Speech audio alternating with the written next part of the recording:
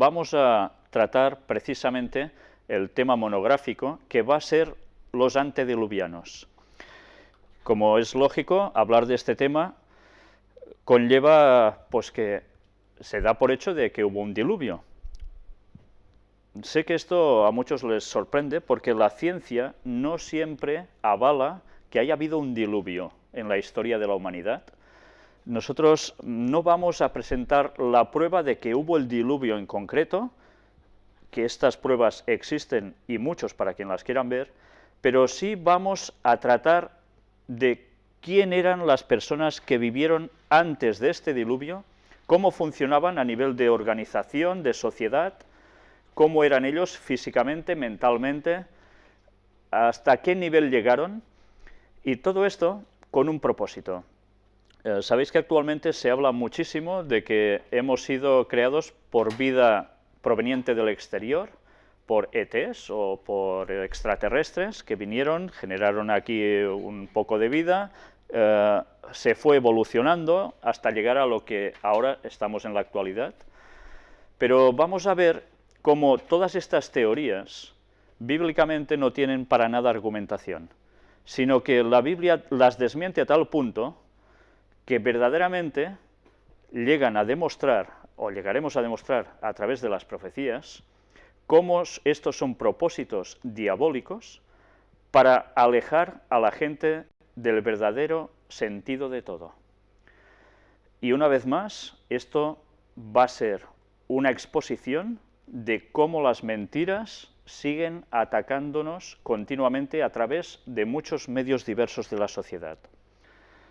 Pues bien, ya vamos a pasar directamente ahora al tema en cuestión, que es los antediluvianos. En 3 imágenes prácticamente se condensa todo, nosotros lo vamos a desglosar mucho.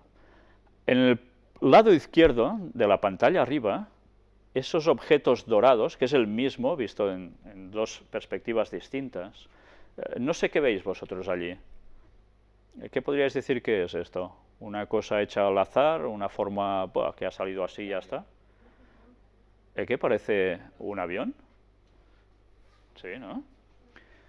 Pues bien, este avión no ha sido hecho desde que se inventó el avión para acá, sobre todo con estas formas que ya estamos hartos de ver en aviones, sobre todo en aviones, fijaos cómo parecen unas formas de alas de aviones que van muy deprisa, que suelen ser cazas.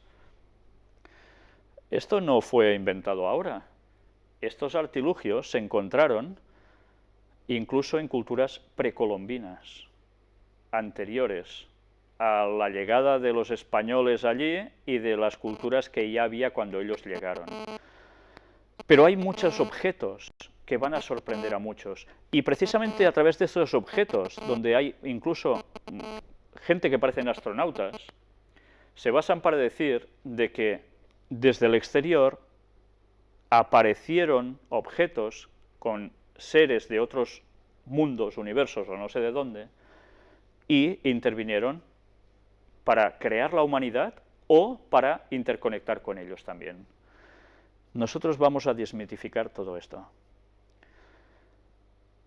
También hay, ya lo veis la imagen de abajo, dinosaurios. Se ha hablado mucho sobre los dinosaurios. Está extendido por muchas partes de este mundo, restos fósiles. Hay gente que dice, no existieron, eso es un timo, dicen algunos creacionistas muy extremistas. Bien, eso no va acorde con los hechos, los restos fósiles son obvios que están.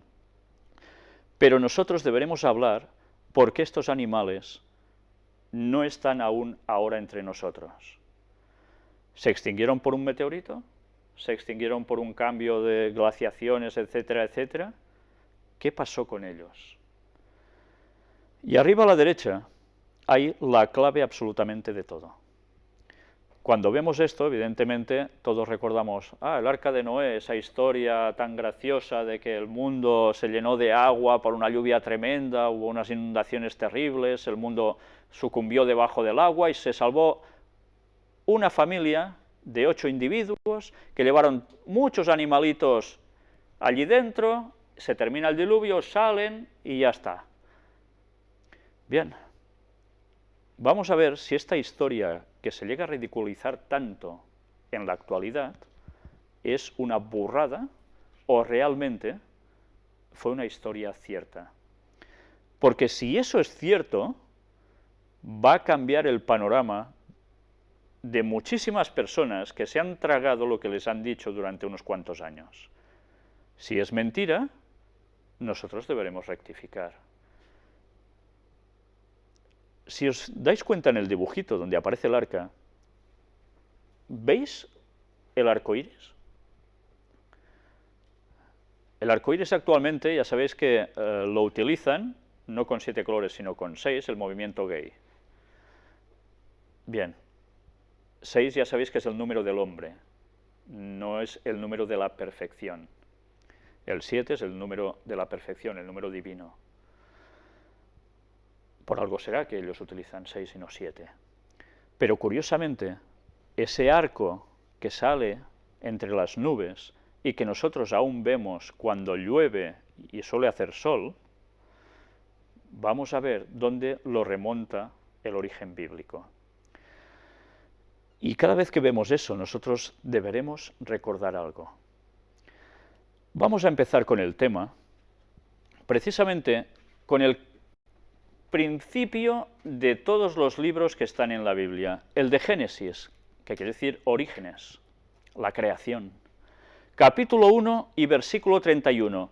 Nos vamos a saltar todo el relato de la creación de la vida sobre el mundo, porque, bueno, se supone que más o menos los deberíamos conocer, y quien no lo conozca o lo vea como una tontería, no hace falta ni conocerlo, yo le recomendaría que se buscara una Biblia y empezase a leer desde el Génesis capítulo 1, versículo 1, y fuera adentrándose poco a poco en la lectura bíblica, porque se llevaría auténticas sorpresas. Vamos directamente al versículo 31. Y vio Dios todo lo que había hecho, y he aquí que era bueno en gran manera, y fue la tarde y la mañana el día sexto. ¿El día sexto qué día es? Muchos dirían sábado. Es el viernes, es el viernes. En la Biblia el viernes se le llama el día de preparación. ¿Preparación de qué? Preparación para el sábado, para reposar, para que nada tengamos que hacer en sábado, habiéndolo preparado ya, como muy tarde, el viernes. Pues bien, cuando el relato bíblico nos habla de la creación del mundo, Moisés escribe, por las visiones que Dios le muestra, que pasan 5 días, y cuando llega el sexto, Dios termina su obra. Ha creado ya también definitivamente al hombre, que es lo último que crea, que pone sobre el mundo cuando ya lo ha hecho todo. Le ha preparado el panorama, la escena, y luego pone al hombre. Y Dios lo contempla todo lo que ha hecho y dice que era bueno en gran manera. Me gustaría que estas palabras las tuvieseis presentes con lo que ahora vais a ver. Bueno en gran manera. La evolución, ¿qué nos enseña? El hombre sale de algún modo, sea a través de una célula, del agua, de no sé qué, de no sé cuánto, va evolucionando, hasta llegar a lo que somos nosotros, los seres humanos, ¿no? También ha ido evolucionando a llegar a especies de animales, de vegetación, etcétera, etcétera. Ese proceso, ¿qué conlleva? Según la evolución, han pasado varios formatos de ser que termina siendo humano, pero eso no ha pasado de la noche a la mañana, explican que pasa por un largo proceso, pero curiosamente, durante ese proceso, ¿qué sucede para que pueda salir la siguiente etapa? ¿Qué es? La muerte. Para que haya cambios evolutivos es necesaria la muerte. ¿La muerte se puede definir como algo bueno? Si Dios crea perfectas las cosas y lo crea bueno en gran manera, ¿Dios crea la muerte? Pues aquí hay un problema. Ya partimos de algo que ya no puede ser. O es una cosa o es la otra. Intentar explicar que el ser humano y la vida tal como la conocemos procede de una evolución, implica que hemos de aceptar que hay muerte. Aquí Adán y Eva habían pecado. ¿Se habla de que se haya roto con los mandamientos de Dios? No, acaba de ser creado el ser humano. Aún no han pecado, todo va bien. Entonces, la Biblia nos dice, el pecado es lo que provoca la muerte. Si no pecáramos, no hubiésemos muerto. Si eso es así, ahora vamos a ver una noticia que diremos, ¿y esto cómo cuadra? ¿Sabéis? Ahora está de moda entre los cristianos, según quienes y de los que venimos hablando tantas veces en las conferencias, de que, sí, Dios crea algo que es vida, va evolucionando hasta llegar a lo que somos nosotros. Y esto que relata Génesis es una metáfora, una ilustración, un modo de enseñanza para decirnos algo. Si aceptamos eso, estamos contradiciendo lo que nos dice la Biblia y quién es Dios. Vamos a ver esta noticia de Zenit, ¿cómo no? Pontificio Consejo de la Cultura lanza documental sobre origen del hombre. 30 expertos opinan sobre la evolución, la creación y la fe. Les llaman expertos. 15 de septiembre de este año. Bajo los auspicios del Pontificio Consejo para la Cultura y como parte del proyecto Stock, acaba de ver la luz la versión trilingüe italiana, española e inglesa del DVD El origen del hombre. Se trata de una serie de 9 documentales en torno a la evolución, la creación y la fe, elaborados con el asesoramiento de profesores de la Pontificia Universidad de la Santa Cruz y de otras universidades. Recogen opiniones de más de 30 científicos, entre ellos los premios Nobel Christian de Duve y Werner Arber. Algunos de ellos son creyentes católicos, protestantes o judíos, y otros no. Estos documentales, realizados por Goya Producciones, investigan el desarrollo del universo desde el Big Bang hasta los primates, los homínidos y el triunfo del Homo sapiens. Responden a las preguntas ¿cómo nació el universo? ¿Surgimos por azar? ¿Hubo una inteligencia que guió la evolución? Impresionante, ¿eh? Esta tercera pregunta es lo que ahora os estaba planteando hace un momento. ¿Una inteligencia que guía la evolución? O sea, Dios crea y va dejando que todo vaya sucediendo y lo va guiando hasta que salga el hombre. Y va guiando el proceso de muerte. Caray, vaya Dios tenemos. El premio Nobel Christian de Duve afirma que la teoría de que el mundo es eterno, inventada por Fred Hoyle, demostró ser falsa y tuvo razón su maestro Lemaitre al descubrir la teoría del Big Bang, la explosión que dio origen al universo. El profesor belga Michel Jeans cree que la teoría de los universos múltiples fue ideada para escapar a la hipótesis de que Dios creó nuestro mundo. Pero esto no es una escapatoria, porque es imaginable que Dios Todopoderoso crease esta profusión de múltiples universos. Interesante lo de los múltiples universos, que ahora se está hablando mucho. Estoy preparando un tema, precisamente, donde vamos a tratar de esto, y con textos bíblicos y citas del Espíritu de Profecía que nos van a dejar pasmados a más de un creyente mismo, de cosas que a veces no somos conscientes y que están relatados ya en la Biblia. Pero bien, eso va a ser otro tema. Ya os he dicho tantos temas que hemos de tratar, que madre mía. Para el profesor italiano Evandro Agazzi, el azar no explica la existencia del mundo. Los que creen explicarlo todo a partir de alguna ciencia positiva caen en una actitud reduccionista anticientífica. El profesor de Boston, Thomas Glick, cree que estos fundamentalistas del materialismo se fabrican una especie de religión o metafísica, pero nadie confunde esto con ciencia. Para el profesor Arana, de la Universidad de Sevilla, nunca hubo oposición entre fe y razón, pero siempre hubo oposición entre dos fes, la fe cientista, por decirlo así, y la fe religiosa. Nosotros que hemos venido tratando tanto en las conferencias las noticias sobre el Vaticano, estamos viendo cómo precisamente el Papa no para de trabajar en la línea de fe y ciencia, fe y razón. Bueno, ya vemos que cuando el Papa trata algo, por algo es, está trabajando con un propósito. ¿Es pues la Biblia compatible con la ciencia? El premio Nobel suizo Werner Arber responde: yo puedo leer en el Génesis, al comienzo del Antiguo Testamento, que el mundo fue creado en varios períodos. Interesante, en varios períodos. Y para mí esos varios períodos son precisamente evolución. ¿La Biblia verdaderamente habla de períodos? La Biblia habla de días literales. En el hebreo la palabra que se utiliza para día es de día literal, 24 horas, no de periodos evolutivos de 1000 años o de a saber cuánto. Hay religiones cristianas que se están acogiendo a ese concepto de períodos. Eso es una falsedad. Bíblicamente eso no es sostenible. Pero bien, ellos lo dicen. Ya estamos viendo que evolución implica muerte.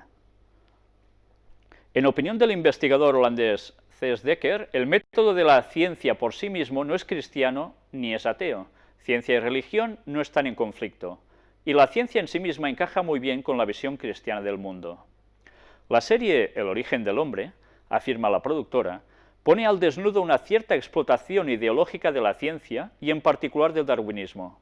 Darwin fue manipulado a favor del racismo, tanto por parte del marxismo como en la Alemania nazi y en Estados Unidos. Bien, Darwin fue manipulado por alguien más, como vimos en las conferencias, como las sociedades secretas, ya con el abuelo de Darwin, les colaron el asunto de la evolución para cambiar el paradigma mental de la población cristiana de Occidente, para que se apartaran de Dios, de la creación. La Iglesia Católica, por su parte, no condenó a Darwin. Condenó otras cosas, pero esto no. ¿Qué cosas, eh? La evolución podría haberse dado dentro de la creación. Anda. ¿Esto es lo que están diciendo los católicos? ¿Esto es lo que está diciendo el Vaticano? ¿Aceptan la evolución dentro de la creación? Esta serie audiovisual, añade, expone la inconsistencia de posiciones ateas como la de Stephen Hawking, que ya también hablamos de él en anteriores conferencias, o Richard Dawkins en un extremo, y la de los fundamentalistas bíblicos y creacionistas en el otro. Interesante cómo se les tilda a los que siguen la Biblia y creen en la creación, fundamentalistas bíblicos.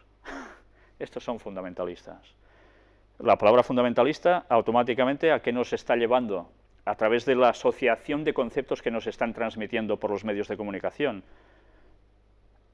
¿Cómo le llamáis a los islamistas radicales? Fundamentalistas. Ahora, a los creacionistas, a los que siguen lo que Dios hizo tal como fue, estos son fundamentalistas. Descrédito sobre ellos. Son gente que genera mal rollo. Por tanto, veremos hasta qué punto somos tolerados. Concluye que no es científico negar lo sobrenatural. La ciencia natural no capta lo que cae fuera de la esfera material. Esta nueva versión del DVD ha contado con una ayuda, ¿sabéis de quién? De la John Templeton Foundation y de otros patrocinadores. En Italia la distribuye Difusione San Paolo bajo el título L'origen dell'uomo. ¿Quién dice que ayuda a esto? John Templeton Foundation. Vamos a tirar un poco del hilo, a ver qué nos sale. Muere el creador de la Fundación Templeton. Sir John Templeton creía que la ciencia del siglo XXI ayudaría a entender a Dios. Sir John Templeton falleció la semana pasada a la edad de 95 años, como consecuencia de una neumonía. Atrás ha dejado una larga vida dedicada a los negocios y a la filantropía. Yo no sé si esto os empieza ya a sonar a algo. Hemos visto grandes personajes tipo Rockefeller y demás, que curiosamente todos son dedicados al mundo de los negocios y filántropos también, porque son muy buena gente y ayudan mucho a los demás. Y hemos ido viendo hasta ahora que normalmente estas personas pertenecían a ¿qué cosas? Sociedades secretas, trabajando conjuntamente con el Vaticano, con jesuitas y demás. Bien, vamos a ver, no anticipemos, vale. El premio John Templeton, destinado a los investigadores en las realidades espirituales, que es el premio más cuantioso del mundo, y la fundación que lleva su nombre, desde la que se ayuda a científicos y pensadores de todo tipo de disciplinas, son sus principales legados. La finalidad de todo este esfuerzo, resolver las grandes cuestiones de la vida. Para Templeton, poco se podía saber de Dios a partir de la Biblia. Anda, es que es para reírse, ¿eh? Poco se podía saber de Dios a partir de la Biblia. Pues apaga y vámonos, porque si nosotros conocemos a Dios es a través de la Biblia. Pues bien, primer punto ya, patam. Pero la ciencia del siglo XXI podría revitalizar este conocimiento. Ah, a través de la ciencia nos va... Vale, vamos a ver. Hemos de ver a través de qué ciencia, claro. La Fundación John Templeton anunciaba recientemente la muerte el pasado 8 de julio de Sir John Marsh Templeton, creador de dicha fundación. Afectado de una neumonía, el señor Templeton falleció a la edad de 95 años tras dedicar durante las últimas décadas su fortuna a la Fundación John Templeton, creada para tratar de resolver las grandes cuestiones de la ciencia, la religión y el sentido de la existencia humana. ¡Qué forma de malgastar dinero! Madre mía. Claro, si se deja la Biblia ya se pueden ir gastando ese dinero. John Templeton fue un gran hombre de negocios, pionero en inversiones financieras, que al mismo tiempo mostró siempre un gran interés por el conocimiento. De hecho, el lema que creó para su fundación fue: «Qué poco sabemos, qué gran deseo de aprender». Nacido en Tennessee, amasó una enorme fortuna y donó cientos de millones de dólares al fomento de la comprensión de lo que él llamaba las realidades espirituales. Vosotros amasáis grandes fortunas trabajando, ¿verdad? Vendiendo cupones, yendo a la oficina, pintando en algún lugar. ¿Sí? Bueno. Pues bien, hay personas que, mira, tienen suerte en la vida, tú, y suben como la espuma. ¿Qué cosas? Bien. Premio Templeton. Su carrera comenzó en Wall Street. ¡Ay, madre! ¿Será que no hemos tratado de Wall Street también en las conferencias, no? Como precisamente los jesuitas están detrás de Wall Street en todas las maniobras de bolsa. Perfecto. En el año 1937, y lo llevó a crear uno de los mayores y más exitosos fondos de inversión internacionales. Llegó a ser uno de los hombres más ricos del mundo y fue nombrado caballero por la reina Isabel II de Inglaterra en 1987 por sus abundantes obras filantrópicas. En 1972 creó el premio Templeton, que es el premio con la dotación más cuantiosa del mundo, de los concedidos a un solo individuo.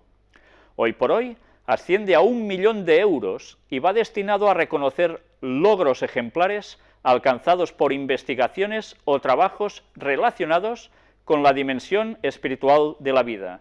Creo que me voy a presentar, a ver si me llevo ese dinerillo, tú. Bueno, es curioso, ¿no? A través de estos trabajos da esta cantidad de dinero.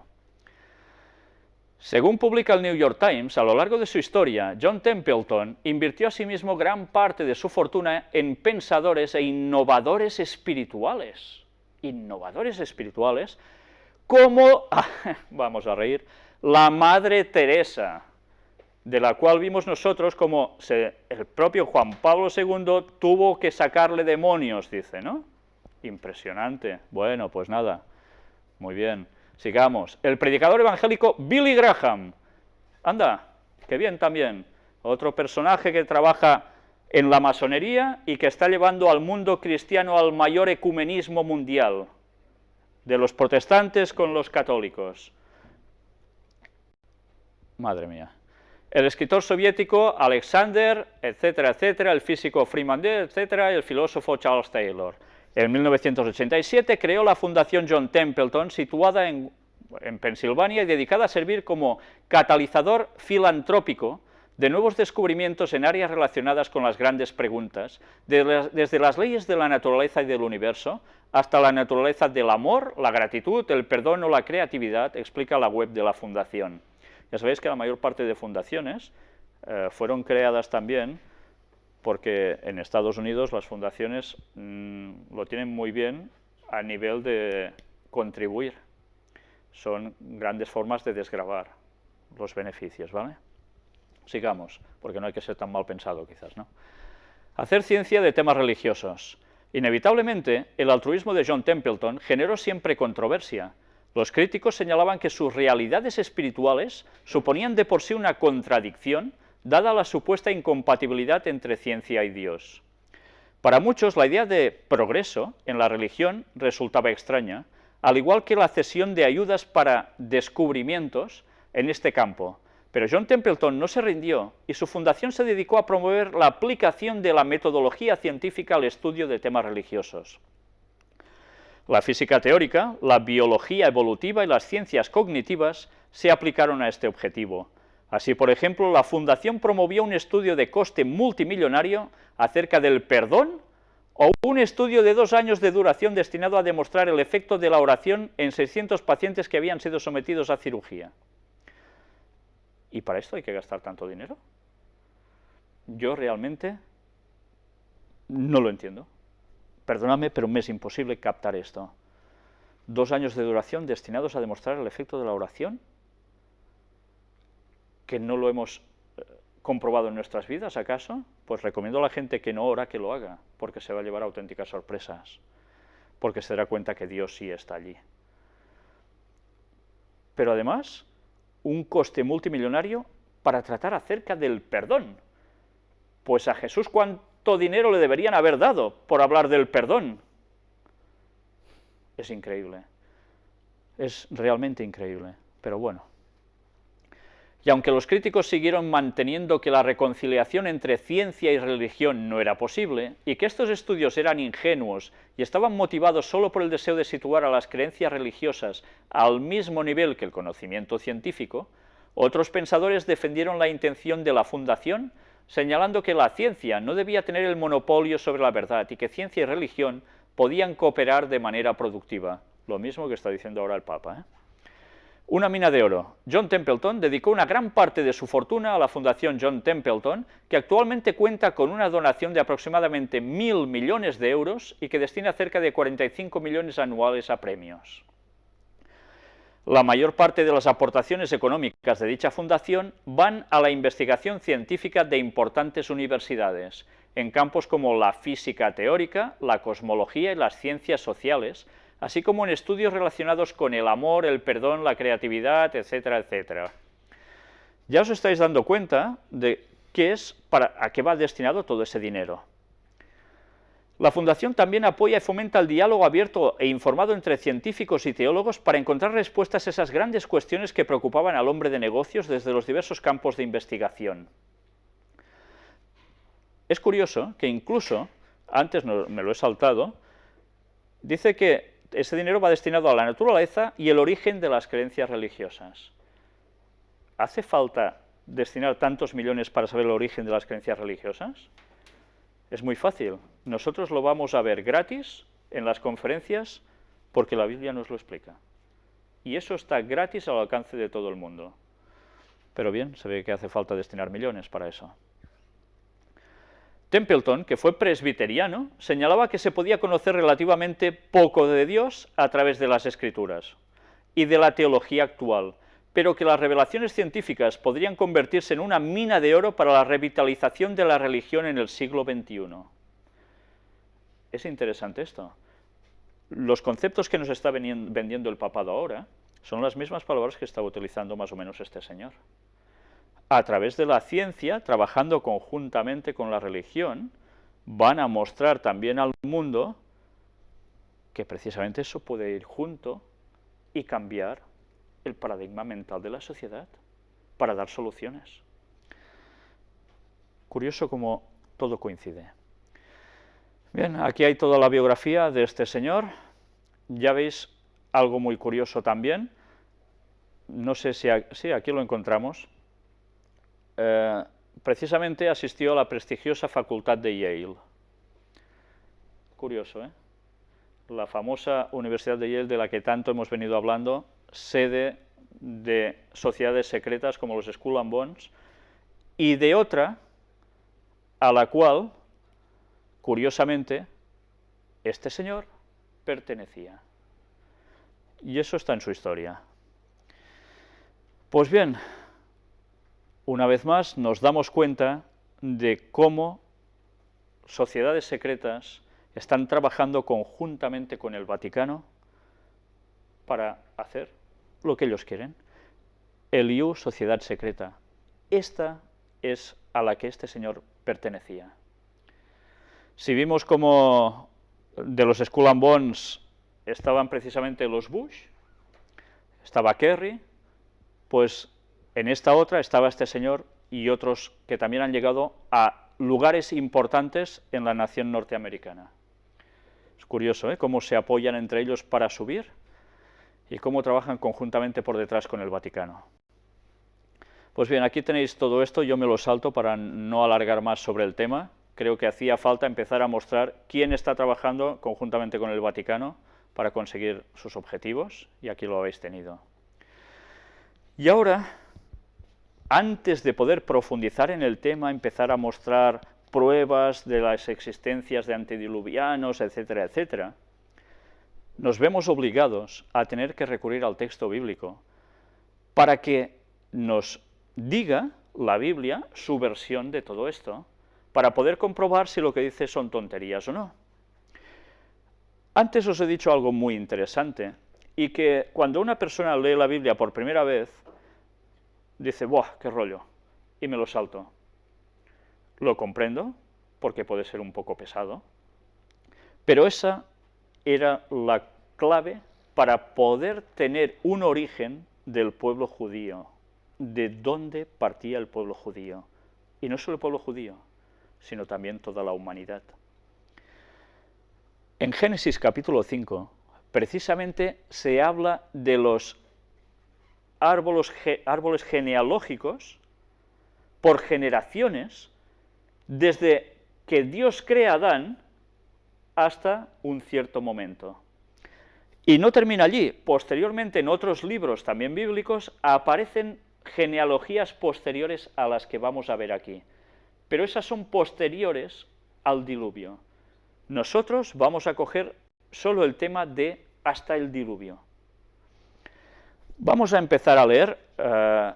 Bueno, os he dicho que podía resultar pesado porque hay mucha lectura, pero me gustaría que mientras vayáis leyendo conmigo o me vayáis escuchando, vayáis reteniendo las edades de estos señores. Hay personas que cuando leen esto dicen, anda ya, esto no me lo trago. Bien, deberemos mostrar cosas para que esto se lo traguen. Vamos a empezar leyendo. Génesis 5 a partir del versículo 1. Este es el libro de las generaciones de Adán, el día en que creó Dios al hombre, a semejanza de Dios lo hizo. Yo, ya parándome en este primer versículo, me deja muy clara la Biblia que Dios crea al hombre a su semejanza. No crea ni una cosita extraña, plan célula y ya está, ni crea monos, ni crea nada raro. Crea a alguien totalmente digno, a semejanza de él mismo. ¿Sabéis? Las personas que se van a suicidar, las personas que lo pasan mal, deberían recordar que a nosotros nos creó Dios, y nos creó a su semejanza. No nos creó como a un gato, ni como a un perro, ni como a una cebolla, ni nada parecido. Nos creó a su semejanza. Estas personas pueden llegar a pensar que Dios verdaderamente los va a dejar, si se ha preocupado de crearlos a su semejanza. Otro texto anterior, en el mismo Génesis, nos dice a imagen y semejanza. Imagen física, no quiere decir que seamos de la misma materia, pero sí semejantes físicamente, y además en la forma de hacer funcionar el cerebro, mentalmente. Nunca os desesperéis cuando lleguéis a situaciones extremas, porque Dios nos hizo y se tomó la molestia incluso de que el propio Creador vino a encarnarse para morir por nosotros para que pudiésemos ser salvos. Y un Dios que no nos quisiera para nada, en momentos que estamos y nos sentimos mal, está allí, como están los momentos buenos. Pero sabed que orando podéis recurrir a Él, porque Él sigue estando por nosotros. Vamos a seguir avanzando. Varón y hembra los creó, y los bendijo, y llamó el nombre de ellos Adán el día en que fueron creados. Y vivió Adán 130 años, y engendró un hijo a su semejanza, conforme a su imagen. Interesante ver cómo cuando Dios crea al hombre utiliza estas palabras, y cuando Adán tiene un hijo, se utilizan las mismas. Y después de estos 130 años tiene un hijo, y llamó su nombre Set. Yo no sé si quizás los que no conocéis tanto de la materia bíblica, sabéis quién era Set. Set fue el tercer hijo de Adán y Eva. Todos conocemos la famosa historia de Caín y Abel, cómo Caín se levanta contra su hermano y lo mata, y tienen luego otro hijo que se llama Set, que viene a ser el hijo llamado el de la restitución. Sabéis que Caín no hacía la voluntad de Dios, Abel sí, fue el que fue asesinado. Si solo hubiese estado Caín y hubiesen habido con sus mujeres o su mujer, etcétera, etcétera, hubiesen procreado, las enseñanzas de Caín sobre sus hijos, ¿hacia qué lado hubiesen ido? ¿Hacia Dios o hacia lo contrario? Evidentemente hacia lo contrario, porque parece ser que él no se arrepiente de nada de lo que ha hecho. Dios es necesario que permita que tengan otro hijo, y este es llamado Set. Pero no fue el único. Los textos bíblicos nos siguen diciendo que después engendró hijos e hijas. Y los primeros pobladores del mundo fueron sus hijos, no había más. Set fue un hombre fiel a Dios. Y esto es lo importante de por qué se nos habla de genealogías en la Biblia. Porque precisamente a través de su genealogía, con el paso de los años, vamos a llegar hasta el diluvio, con alguien en concreto, y que después de sus hijos, de su linaje, de uno de sus 3 hijos, va a seguir avanzando y pasando los años hasta llegar a un personaje que hace un antes y un después en la historia de la humanidad, y es Jesús. Por eso la Biblia nos habla de genealogías, porque es necesario situar a Jesús en el contexto histórico del mundo y de dónde procedía también como humano. Vamos a seguir leyendo. Y fueron los días de Adán, después que engendró a Set, 800 años, e engendró hijos e hijas. Y fueron todos los días que vivió Adán 930 años y murió. ¿Habéis conocido a alguien que haya vivido 930 años? Ni de casualidad, ¿verdad? Los máximos que vemos son 100 y pocos años, y luego, claro, les toca palmarla, normal, no llegan a más. Y ya es mucho. En cambio aquí, lo sorprendente es que nos dice que Adán, recién salido de la mano de Dios, 930 años. Algún día hablaremos precisamente de cómo Adán es dotado de una cantidad de energía. Imaginaos que el ser humano es una pila, ¿vale? Una pila, sabéis que cuando se enchufa en algún sitio, empieza a conectarse, se va gastando, ¿no? Ellos comían de una cosa llamada el árbol de la vida, del cual después llegaremos a hablar. Es el árbol que comiendo de sus frutos les iba perpetuando la longevidad. Y eso estaba en el jardín del Edén. Luego veremos qué sucede con esto. Pero el hombre que es dotado de una cierta cantidad de energía innata, que todos tenemos, más adelante veremos qué proporción de energía tenemos nosotros respecto a Adán, porque eso es muy interesante. Y vamos a ver cómo la vida va pasando del árbol precisamente este de la vida ya no se puede comer, y la caída, longevidad de sus años llegan a su clímax, después de 930 años. Pero claro, ya la lógica nos dice que si, y porque ya lo sabemos de sobras, sin saber mucho de Biblia, que el mundo ha ido siempre como ha ido, poco ha ido bien, ¿verdad? Pues lógicamente uno se separa de Dios, no come de eso, la energía se irá agotando porque no la reemplazas con nada. Sí que se reemplaza la energía, ¿lo sabíais?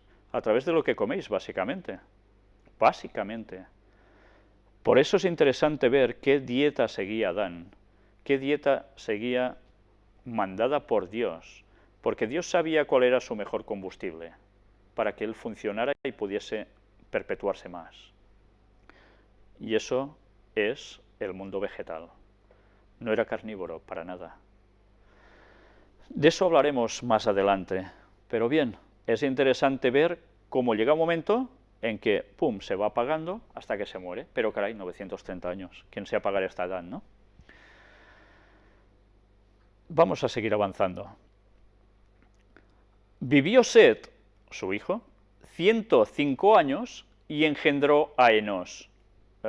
Démonos cuenta cómo no se engendran con 25 años, o 20, o 30, sino cuando ya pasan de los 100, ¿no? Esto nos está dando muestras de que su juventud, o su adolescencia, o su pubertad, o todo, era mucho más prolongada, al menos según el relato bíblico, ¿verdad? Y vivió Set después que engendró a Enós 807 años y engendró hijos e hijas. Y fueron todos los días de Set 912 años y murió. Ya veis, vive menos que su padre, ¿verdad? Vivió Enós 90 años y engendró a Cainán. Este ya genera hijos un poco antes, ¿verdad? Y vivió Enós, después que engendró a Cainán, 815 años y engendró hijos e hijas. Y fueron todos los días de Enós 905 años y murió. Vivió Cainán 70 años y engendró a Mahalaleel. Y vivió Cainán, después que engendró a Mahalaleel, 840 años y engendró hijos e hijas. Y fueron todos los días de Cainán 910 años y murió. Vivió Mahalaleel 65 años y engendró a Jared. Y vivió Mahalaleel, y menos mal que no sale más veces porque leerlo es un rollo, después que engendró a Jared 830 años y engendró hijos e hijas. Y fueron todos los días, pues sí, sale otra vez, de Mahalaleel 895 años y murió. Vivió Jared 162 años y engendró a Enoc. Aquí vamos a hacer una paradita. Enoc. Este personaje nosotros lo vimos en una anterior conferencia, pero nosotros vamos a ver mucho más en esta serie de conferencias sobre el mundo antediluviano sobre este personaje. Y deberemos aprender grandes lecciones de él, porque él nos va a dar la lección de lo que nosotros debemos hacer ahora, porque en sus tiempos iba a suceder algo y en los nuestros va a suceder algo bastante semejante, bastante parecido. Pero bien, vamos a seguir. Y vivió Jared, después que engendró a Enoc, 800 años y engendró hijos e hijas. Y fueron todos los días de Jared 962 años y murió. Vivió Enoc 65 años y engendró a Matusalén. Este nombre sí que os suena, ¿no? Es más viejo que Matusalén, ¿eh que sí? Madre mía, el Matusalén, famoso. Y caminó Enoc con Dios, después que engendró a Matusalén, ¿veis? Era hijo de Enoc, 300 años y engendró hijos e hijas. Y fueron todos los días de Enoc 365 años. Caminó pues Enoc con Dios y desapareció, porque le llevó Dios. Uf. ¿Qué pasa? ¿Qué quiere decir que desapareció porque se murió? ¿Se lo lleva Dios al cielo porque está muerto y en alma se lo lleva y tal? ¿Es eso lo que nos dice el texto? No. Más adelante iremos viendo qué le sucede a Enoc. Pero ya nos damos cuenta enseguida que es bastante distinto al resto de personajes, porque nos da una descripción de cosas que le suceden que a los otros no nos dicen nada. Vivió Matusalén 187 años y engendró a Lamec, y vivió Matusalén después que engendró a Lamec 782 años y engendró hijos e hijas. Fueron pues todos los días de Matusalén 969 años y murió. Y ahí tenéis el récord Guinness de años. Este señor es el que ha vivido más años en la historia de la humanidad, 969 años. Y podréis decir, ¿y cómo es que él, que ya no es de la misma generación que Adán, evidentemente, porque Adán fue el primero, viva pues bastante más aún que el propio Adán? La Biblia nos va a dar una explicación a eso, y los escritos de Ellen White nos lo van a terminar de aclarar por si no lo hemos pillado. Pero ya veis la edad que vivió este señor, casi nada. Vivió Lamec 182 años y engendró un hijo, y llamó su nombre Noé. Anda, ahí está nuestro personaje central, sobre el que va a pulular toda la conferencia, pero del cual no hablaremos tanto tampoco, porque con él básicamente es cuando terminaremos la conferencia, al menos este tema. Diciendo, este nos aliviará de nuestras obras y del trabajo de nuestras manos, a causa de la tierra que Jehová maldijo. Aquí hay una primera profecía. Cuando el padre llama el nombre de su hijo Noé, está lanzando una profecía. Porque ese hijo, él sabía que sería el que aliviaría al ser humano, a la tierra en general, que Dios maldijo. ¿Dios maldijo la tierra? Si creó todo bueno en gran manera. Todos recordamos el momento de la caída de Adán y Eva, quien no, que lo busque en sus Biblias. Llega un momento en que transgreden y Dios maldice la tierra y algo más, y pasa una serie de factores. Pues bien, este Noé sería el encargado de hacer algo especial. Y vivió Lamec, después que engendró a Noé, 595 años y engendró hijos e hijas. Y fueron todos los días de Lamec 777 años y murió. Vaya número perfecto, ¿eh? 777 años. Y siendo Noé de 500 años, engendró ¿a quién? A Sem, a Cam y a Jafet. Y supongo que ya lo sabéis, pero si no, he de deciros que cualquiera de vosotros que estáis aquí y de los que están viendo las conferencias en sus casas, en cualquier parte del mundo, y los que no lo ven, todos, descendemos de uno de estos tres hijos de Noé, de Sem, de Cam o de Jafet. Porque ellos fueron los que entraron en el arca y se salvaron de ese diluvio, y de ellos y sus esposas salió todo el género humano que nosotros estamos pisando en esta tierra, sean anteriores a nosotros o nosotros, y los que van a venir después. De Sem, curiosamente, y ahora ya lo anticipo, vienen los judíos. Pero los judíos no vienen ni de Cam, ni vienen de Jafet. Estos dos señores tuvieron linajes que se fueron estableciendo en otras partes de la tierra. Iremos viendo cómo de estos tres señores solo hay uno solo, que sigue lo que Dios dijo que se debía seguir para el bien. Los otros dos volvieron a lo mismo que sus ancestros.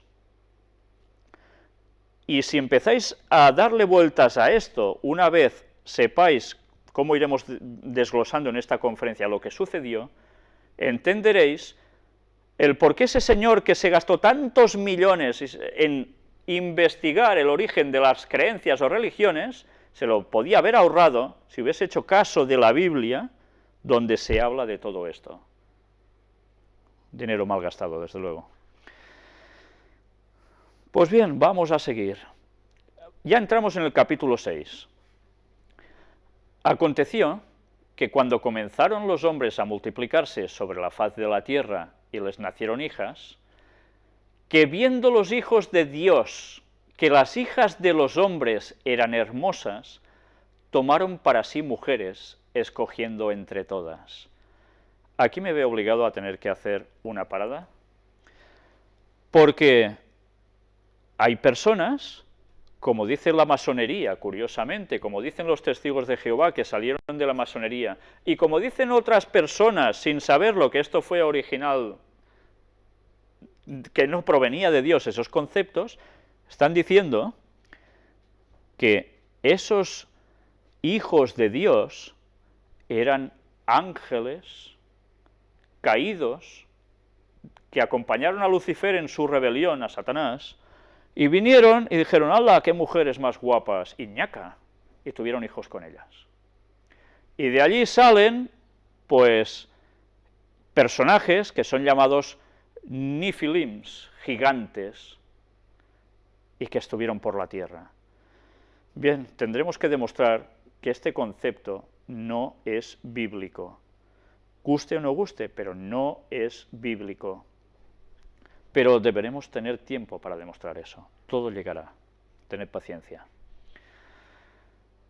Y dijo Jehová, no contenderá mi espíritu con el hombre para siempre, porque ciertamente él es carne, mas serán sus días 120 años. Aquí Dios dice, el hombre ya no funciona bien, todo se ha destorotado.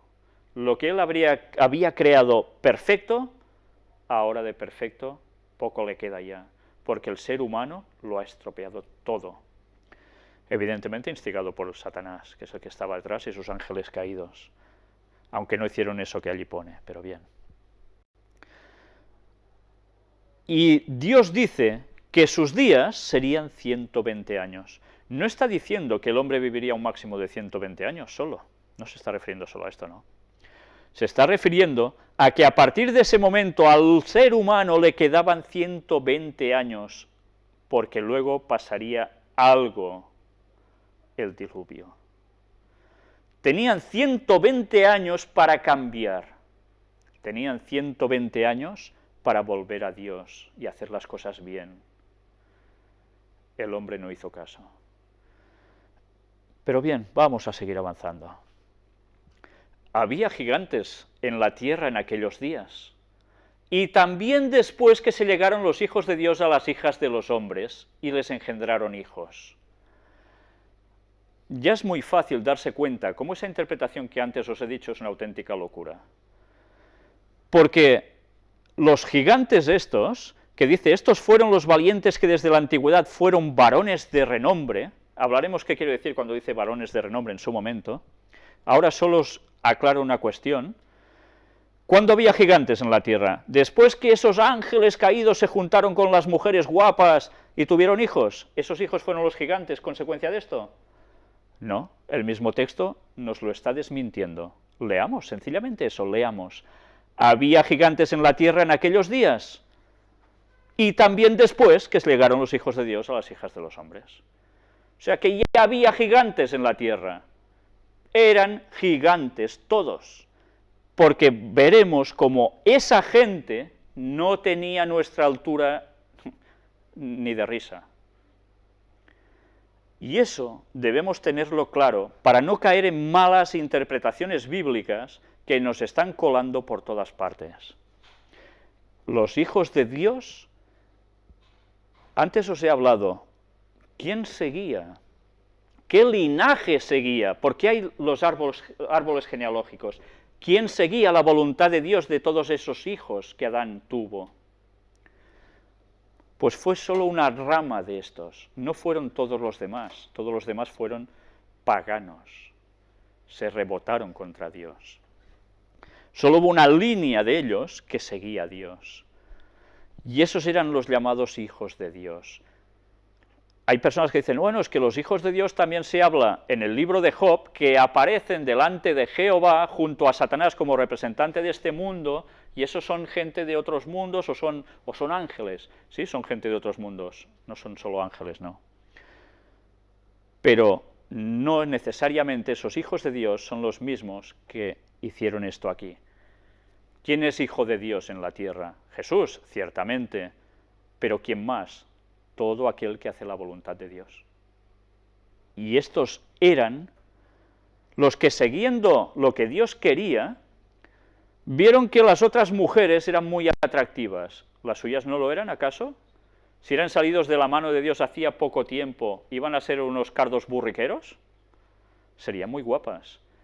Pero ¿qué diferencia había entre unas y las otras que les llamaron la atención? Luego la Biblia nos va diciendo qué pasó con todo esto, y cómo la historia siempre decimos que se repite, y nosotros nunca aprendemos porque somos así de tarugos. Las mujeres de los que no seguían a Dios eran mujeres que iban muy explosivas por la vida, ¿me entendéis? ¿Qué hace el pavo real para mostrarse? ¡Buah! Despliega todo su abanico de colores majestuosos, y anda, te lo tenías que mirar, ¿eh? ¿Verdad que sí? Porque es precioso. Pues bien, el pueblo de Dios, sus mujeres deberían ser personas sencillas, sin revoloteos maraposaicos, y deberían ser gente normal, porque su verdadera belleza estaría en el corazón. Eso no quiere decir que uno no tenga que cuidar su aspecto físico, pero la otra era la provocación. Y nosotros debemos aprender de la historia que nos va diciendo la Biblia, que como el pueblo de Dios se descarrió posteriormente también, y hablo ahora de postdiluvio, porque las mujeres de los otros iban en plan sex symbol, provocando. Y se juntaba músicas, tamboriles, mucha marcha, no sé qué, lo mismo que sucede ahora. Y el pueblo de Dios era seducido, y así entraba la idolatría, y así se terminaba todo. Y la historia siempre se va repitiendo, y nunca aprendemos de eso. Eso sucedió ya en los orígenes del hombre. Y pasó lo que pasó. Y vio Jehová que la maldad de los hombres era mucha en la tierra. No dice que había algún malillo, no, era mucha en la tierra. Y que todo designio de los pensamientos del corazón de ellos era de continuo solamente el mal. Era de continuo solamente el mal, no pensaban una de buena. ¿Puede ser que se llegue a ese punto? Pues sí puede ser. Y más adelante hablaremos también de esto. Y se arrepintió Jehová de haber hecho hombre en la tierra, y le dolió en su corazón. Hay gente que cuando dice, pues que Dios, que se arrepiente, ¿no? Pues este Dios es tonto, ¿qué es? Esto ni es Dios ni es nada. Pensemos que estamos hablando en un lenguaje humano, para que nosotros podamos entender. Arrepentirse, en este caso, implica que Dios lo hizo todo perfecto, pero todo se pifió. Y a él le dolió lo que pasó. Y se arrepintió de haberlo hecho y quiso poner borrón y cuenta nueva. Él no se arrepintió como nos arrepentimos los humanos, pero qué forma de poder describir ese sentimiento de que hay que cambiar las cosas, sino a través de un arrepentimiento. Bien, nosotros a veces, pensad que los profetas escriben en lenguaje humano, no escriben en lenguaje angelical, ni en lenguaje divino, escriben según sus propias palabras lo que ellos expresan, lo que han visto en visión, y dan a conocer sus conceptos como bien pueden, y eso debemos tenerlo presente siempre. Y dijo Jehová, raeré de sobre la faz de la tierra a los hombres que he creado, desde el hombre hasta la bestia, y hasta el reptil, y las aves del cielo, pues me arrepiento de haberlos hecho. Y podemos pensar, ¿y qué culpa tenían estos animalitos de que también la tengan que palmar? Algo pasó, que hizo que Dios tuviese que tomar este sentido tan estricto. Cuando nosotros leemos estos textos, podemos pensar, ¿qué Dios más malo? Cuando nosotros sepamos qué pasó, entenderemos que no había otra solución. Todo lo iremos viendo, porque a veces los textos nos están ya dando a entender cosas que si nosotros no terminamos de encajar con más detalles, estamos perdidos. De ahí que la investigación de la palabra de Dios debe ser algo muy riguroso y muy profundo, porque si no, no nos vamos a enterar de nada. La Biblia se ha dado, normalmente, escrita de un modo, para que nuestras mentes se centren en algo y se amplíen con ese estudio. Porque la mente humana debe crecer, no debe ser aborregada. Los medios de comunicación, cuando ponéis la tele, ¿qué programas veis? Culturales todos, ¿verdad? Impresionantes. ¡Buah! Nos llenamos de una cultura, nuestras mentes crecen, ¡buah! Somos ya... ¡uf! No, no, nos ponen programas de idioteces continuas y nuestra mente, ¿en qué se centra? En eso, en imbecilidades. Por tanto, nuestras conversaciones, ¿qué van a ser? Hay un texto bíblico que dice, del corazón mana la boca. Lo que tenemos aquí es de lo que vamos a hablar. De lo que es nuestro pensamiento central es lo que vamos a divulgar a los demás. ¿Va a ser del Evangelio? ¿O va a ser de que, mira, ya se le puso los cuernos y el otro no sé qué, y jaja? Esas estupideces son las que están llevando al mundo a ser el mimetismo de lo que están viendo. Y nuestros cerebros, que funcionan como esponja, se empapan de eso y llegamos a ese nivel. Y no, ahora sí que puedo utilizar la palabra, y no evolucionamos a más, ¿vale? Sino todo lo contrario, nos aborregamos. ¿Y a eso no le damos importancia? Pues así va nuestro país y van tantos otros, y más que van a ir.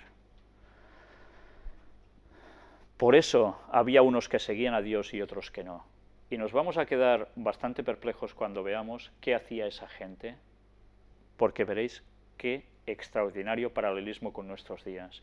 Y hay unos textos bíblicos que son una advertencia que nos dicen, como en los días de Noé, así será cuando el Hijo del Hombre vuelva. Si nosotros conocemos qué hicieron ellos, sabremos cuándo va a venir Jesús aproximadamente. La historia se va a repetir. Pero Noé halló gracia ante los ojos de Jehová. Ah, porque él sí, porque era más simpático, era el más mono. No, porque él hacía la voluntad de Dios. Estas son las generaciones de Noé. Noé, varón justo, era perfecto en sus generaciones. Con Dios caminó Noé. Y engendró Noé 3 hijos, a Sem, a Cam y a Jafet. Y se corrompió la tierra delante de Dios, y estaba la tierra llena de violencia. ¿Cómo está nuestra tierra actualmente? Llena de paz, ¿verdad? Llena de tranquilidad y sosiego. La tierra llegó a estar llena de violencia. Luego leeremos escritos de Ellen White impresionantes describiendo esas situaciones. Pero desde luego ya viendo eso nos damos cuenta de que precisamente bien las cosas no iban. Y miró Dios la tierra, y he aquí que estaba corrompida, porque toda carne había corrompido su camino sobre la tierra. Casi nada, toda carne. Dijo pues Dios a Noé, he decidido el fin de todo ser, porque la tierra está llena de violencia a causa de ellos, y he aquí que yo los destruiré con la tierra. ¿Sabéis? Cuando uno va leyendo la Biblia y va conociendo a Dios en profundidad, no esas primeras sensaciones que a uno le pintan y que dice, oh, qué Dios más malo, que se los cargaba a todos y no sé qué, no, no. Cuando uno profundiza de verdad y se da cuenta del porqué de las cosas y ve claramente el carácter de Dios en la manifestación de Jesucristo en la tierra, se da cuenta que ese Dios es realmente, increíblemente bueno. Para llegar a ese punto, el corazón de Dios se debió partir. Porque con todo lo que ha hecho y hace por nosotros aún ahora, con la misericordia y cómo nos está aguantando, para llegar a exterminar a la humanidad y a la tierra así, qué mal lo debió pasar, qué mal. Hazte un arca de madera de gofer, harás aposentos en el arca y la calafatearás con brea por dentro y por fuera. Y aquí Noé recibe la instrucción de que para evitar el desastre y subsistir, debía hacer un arca. En una anterior conferencia hablamos sobre Ron Wyatt, el arqueólogo que encontró el arca de Noé en Turquía, precisamente, y de la cual estuvimos hablando.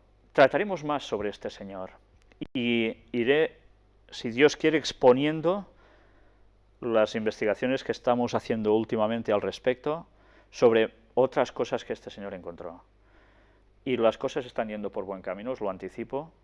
Creo que vamos a llevarnos grandes sorpresas en poco tiempo, si Dios quiere, y os lo podré traer con argumentación, creo que buena. Orad para que eso sea así.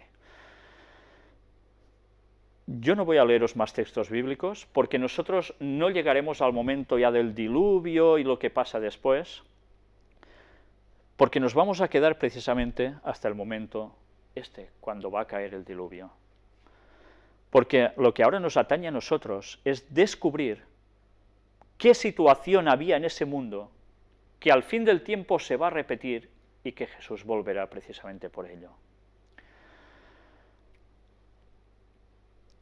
Haciendo un poco de resumen conceptual de en qué años nos estamos moviendo, hemos de hablar que la creación de Dios fue aproximadamente hace unos 4000 años antes de Cristo. O sea, que el diluvio sucedió unos 2500 años antes de Cristo. Pasaron unos 1500 años entre la creación y el diluvio. Y en 1500 años el hombre pudo ser tan, no sé qué adjetivo ponerle, para llegar a ese punto de maldad que Dios tuvo que poner fin y volver a empezar de nuevo. Desde la creación hasta nuestros tiempos actuales, aproximadamente han pasado 6000 años. ¿Qué diferencia de lo que nos dice la evolución? Miles de millones de años que patín patán. La Biblia nos dice 6000 años desde Adán hasta nosotros, aproximadamente. Y recordad que Jesús viene cuando empieza el 7º milenio. 6000 años de historia, dicen las citas, y después viene Cristo, va a volver. Nosotros no sabemos exactamente el día, mes, año en que fue creado Adán. Hay unos momentos de cómputo que parece que se pierden, pero sabemos que aproximadamente estamos sobre ese 6000. Y cuando empiece el 7, ese 7º milenio, el 7 es el número de la perfección de Dios. Es cuando Él va a poner punto y final durante un tiempo, y va a empezar los 1000 años de paz. Que eso ya lo vimos algo, de qué va a suceder durante esos 1000 años, y que no van a suceder precisamente aquí. Pero bien, algo hablamos ya de eso, ya seguiremos profundizando en otro momento al respecto. Pero desde luego, lo que Dios dice, para nada está de acuerdo con todas las teorías que están pululando por este mundo actualmente. Aquí remarcaremos Génesis 6, versículo 5, y vio Jehová que la maldad de los hombres era mucha en la tierra, y que todo designio de los pensamientos del corazón de ellos era de continuo solamente el mal. La maldad de los hombres en toda la tierra, no solo en una parte. ¿Sabéis? Hay gente que dice, sí, hubo como un diluvio, una gran inundación, pero sucedió en una zona concreta del planeta. Y de allí salió el mito de Noé, que curiosamente, qué gracia, personas que viven en cualquier parte del globo terráqueo, sea de la cultura que sea, de la civilización que sea, tienen un denominador común, y es que todos tienen en sus registros que hubo un diluvio universal, y que se salvó un señor en algo y con alguien más. Todas las culturas del mundo. ¿No os da que pensar eso? ¿Creéis que una cosa que pasó localizada en un lugar se hubiese extendido todo esto a todas partes? Es absurdo. Pero bien, eso es para que vayáis pensando, ¿no? En Génesis 6 lo volvemos a recalcar, y se corrompió la tierra delante de Dios, y estaba la tierra llena de violencia, y miró Dios la tierra, y aquí que estaba corrompida, ya no es lo que Él habría creado, porque toda carne había corrompido su camino sobre la tierra. Toda carne. ¿Solo seres humanos? Dijo pues Dios a Noé: he decidido el fin de todo ser, porque la tierra está llena de violencia a causa de ellos, y he aquí que yo los destruiré con la tierra. La tierra estaba llena de violencia, por el ser humano y por qué más. Si nosotros leemos el registro bíblico, nos damos cuenta que en un principio los animales vivían en armonía unos con otros, no se devoraban, nadie se alimentaba de otra especie animal, sino que todos comían de lo que Dios les había dado, que era lo que había en frutos, en hierba, nada más. Cuando entra el pecado, todo se tergiversa, y empiezan las masacres entre los animales también. Qué bonito cuando vemos un documental de animalitos y mira cómo se mueven y qué majo, pero luego a veces nos muestran su parte que nos deja perplejos cuando vemos cómo se devoran unos a otros, ¿no? Claro, eso no es muy bello de ver, ¿verdad? Pero es una realidad. Dios no creó el mundo así. Bueno, todo lo trataremos en su momento. Dijo pues Dios a Noé: he decidido el fin de todo ser, porque la tierra está llena de violencia a causa de ellos, y aquí que yo los destruiré con la tierra. No los destruye solo a ellos. Démonos cuenta de qué frase utiliza al final. Y he aquí que yo los destruiré con la tierra. La tierra iba a ser destruida. ¿Qué quería decir esto? ¿Que el planeta iba a hacer ¡pum! Y iba a desaparecer desintegrado? No. Pero que en ese diluvio algo además iba a suceder, que no solo era caer agua, y la tierra iba a ser destruida, cambiada radicalmente. Tengamos esto presente, porque si no entendemos el lenguaje que la Biblia está utilizando ya aquí, es cuando caemos en las tonterías evolutivas de los períodos científicos que nos hablan de esta época que pasó esto, esta época que pasó lo otro. No, no, no. Hemos de entender este clímax que pasó en la propia Tierra para poder captar que hubo un cambio brusco, radical, que lo cambió absolutamente todo. Y si nosotros intentamos datar cosas con carbonos 14 y mil y unas cosas más, por estratos, etcétera, etcétera, vamos a quedarnos perplejos para explicar según qué cosas. Si la gente científica no acepta esto, es cuando sus mentes empiezan a divagar para explicar cosas que no pueden explicar si no van al relato bíblico. Y eso hace que se aparten de Dios, porque creen que su ciencia es superior a lo que Dios dijo que pasó. El engreimiento del hombre, el egoísmo, el orgullo, es idolatría. Porque se está sirviendo a Satanás cuando hay idolatría, no se está sirviendo a nadie más. Hazte un arca de madera de gofer. Esta madera, algún día trataremos qué es exactamente, pero también es cierto que sí vamos a ver algo durante esta conferencia de esto. Harás aposentos en el arca y la calafatearás con brea por dentro y por fuera. Evidentemente esto era para que no hubiese filtraciones, ¿verdad? Pero además harás aposentos en el arca. Tenía que hacer apartados, cámaras, habitaciones, llamadle como queráis. Para algo era eso. Bien, antes de enseñar estos diagramas sobre la longevidad de los seres humanos, en gráfico, lo que antes hemos leído, ahora vamos a verlo en gráfico de un modo exponencial claro, vamos a hacer un pequeño descanso.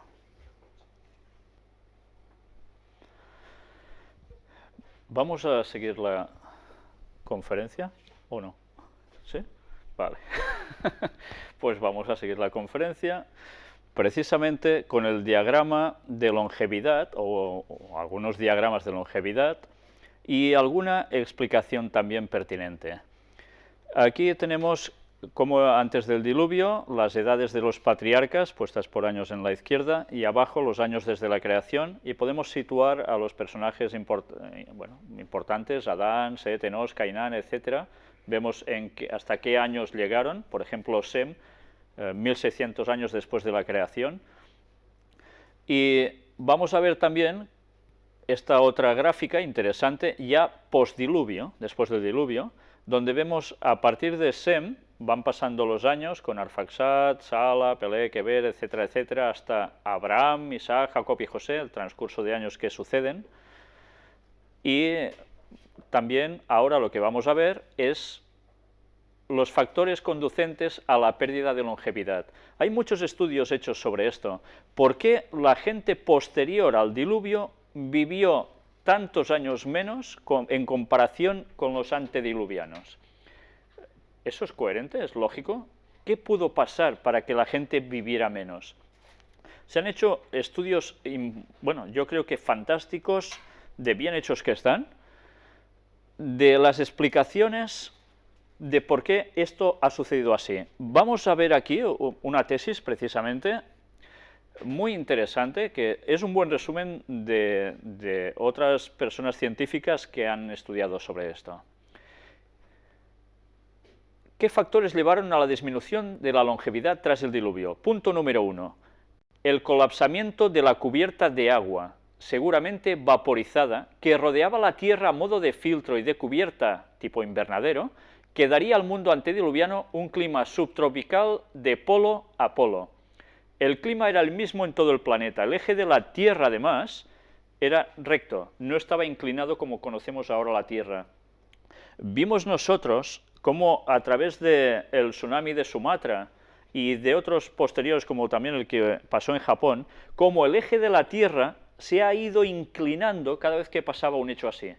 Pues imaginaros un diluvio que veremos que no solo fue agua que descendió en picado desde arriba del cielo, sino que salió también de otros lugares, o sea, del propio subsuelo, más otras cosas que llegaron a acontecer, como evidentemente el eje de la Tierra dejó de tener la verticalidad pertinente.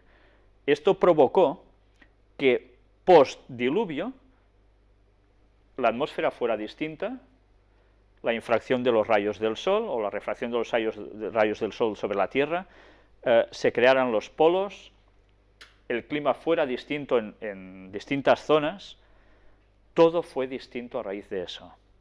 Vamos a ver el punto número 2. La intensa conmoción de los fondos oceánicos, con la apertura de innumerables bocas volcánicas arrojando lava, agua juvenil, gases, etc., provocando una terrible actividad tectónica, transgresiones marinas. Lo que está diciendo aquí, en esta tesis, no es ninguna tontería. Vamos a ver cómo Ellen White, en sus escritos, ya nos decía exactamente que esto sucedió así. Y Ellen White no era ninguna científica, ya sabéis que más bien era una señora bastante humilde, bastante cateta, para que me entendáis, sin estudios prácticamente, y en cambio ella estaba describiendo todo lo que sucedió y con unos detalles que precisamente coinciden con lo que aquí se dice, la cual cosa provocó desgarres en toda la estructura de la Tierra. De ahí que ahora podamos llegar a entender todos los fósiles que se van encontrando, los distintos estratos, los distintos objetos, y el por qué el mundo está subdividido en continentes tal como lo tenemos ahora. El diluvio modificó drásticamente toda la Tierra.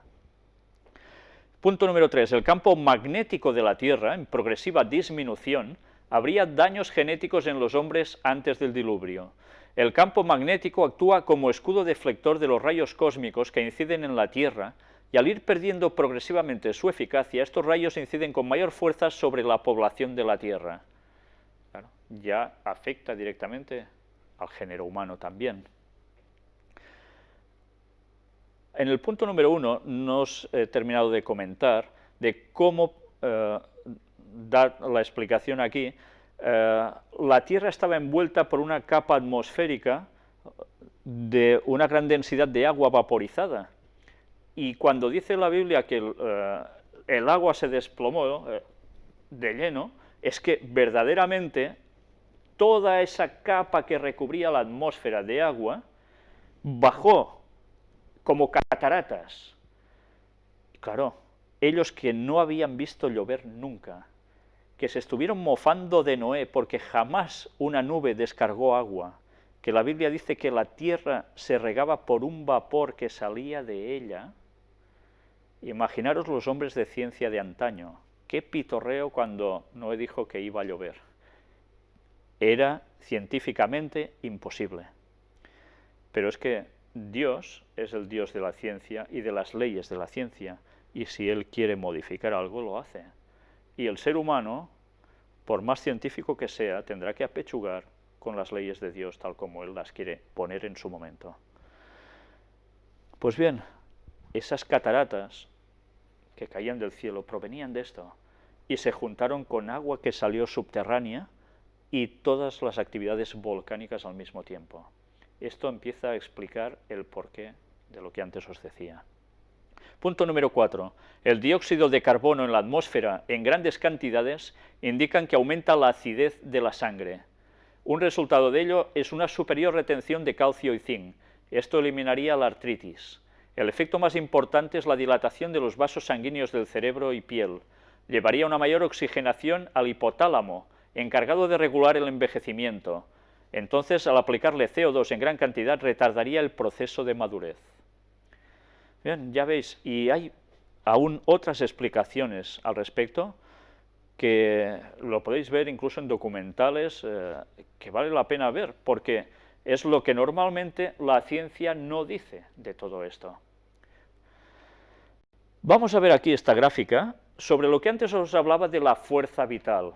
Desde el nacimiento o la creación del hombre, por decir algo, de Adán en este caso, toda esa potencia, esa fuerza vital con la que Dios le dotó. Adán, evidentemente, ¡pam!, está hecho al 100%, es una pila completa, por decir algo.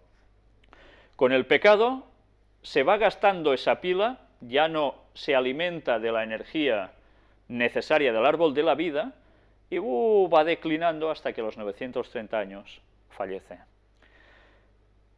La fuerza vital que nosotros tenemos, hay citas de Ellen White que son realmente impresionantes, y esto está basado precisamente en ello. 20 veces menos de fuerza vital, 5% respecto de Adán, 10 veces menos en años de vida, 10% respecto de Adán. Nosotros seríamos esta gráfica roja de aquí, no la línea azul de vida de Adán. Nosotros, 80, 90 años, como mucho, es solo un 10% de la longevidad de Adán. Llegamos aquí, ¡puf!, ya está. ¡Qué miseria! ¡Qué miseria! Y por estos breves años que hacen ¡puf!, nos matamos a conseguir lo que sea, intentar vivir, ¡oh, venga, no sé qué! Bueno, qué burros somos, porque nosotros sí que podemos vivir esto aquí, pero es que por delante tenemos una línea que no llegará solo hasta aquí, irá ascendiendo, que será la eternidad. Y nos vamos a perder la eternidad, algo incomputable en tiempo, por querer hacer nuestras bobadas. Vaya cambio. Pero de eso ya se encarga Satanás, de hacer atrayente su modo de vida, ¿no? Pues nosotros, con el paso de los años, no tenemos esa carga de energía vital que tiene Adán, tenemos mucha menos. Por eso nos pasa que nuestra longevidad es tan corta. Bien, ¿cómo se va a recuperar eso? Pues una vez más, y la Biblia nos lo dice, cuando todo haya terminado, volveremos a comer del árbol de la vida. Y la longevidad volverá a estar asegurada. Seremos eternos, tal como Dios nos hizo en un principio.